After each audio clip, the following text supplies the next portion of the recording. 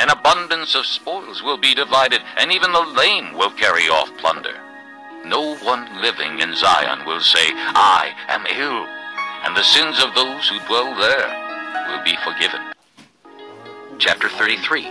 Woe to you, O destroyer, you who have not been destroyed. Woe to you, O traitor, you who have not been betrayed. When you stop destroying, you will be destroyed. When you stop betraying, you will be betrayed.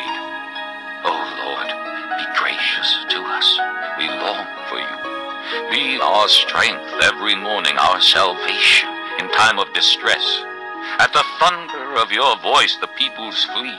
When you rise up, the nations scatter. Your plunder, O nations, is harvested as by young locusts. Like a swarm of locusts, men pounce on it. The Lord is exalted, for he dwells on high. He will fill Zion with justice and righteousness. He will be the sure foundation for your times, a rich store of salvation and wisdom and knowledge. The fear of the Lord is the key to this treasure. Look, the brave men cry aloud in the streets.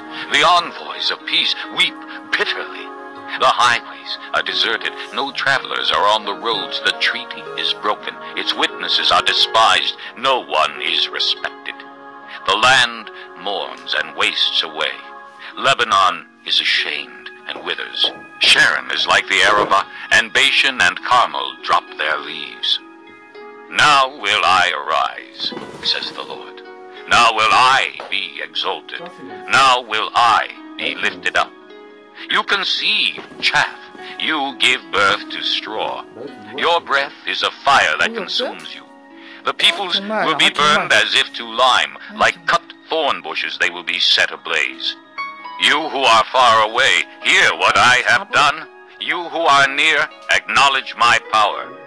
The sinners in Zion are terrified. Trembling grips the godless. Who of us can dwell with the consuming fire? Who of us can dwell with everlasting burning?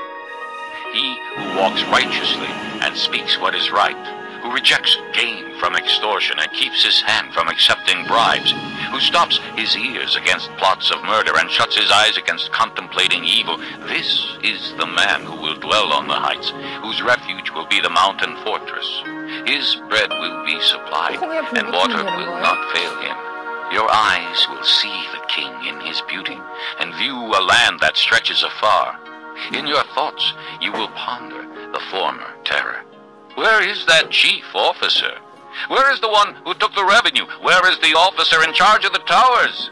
You will see those arrogant people no more, those people of an obscure speech with their strange, incomprehensible tongue. Look upon Zion, the city of our festivals.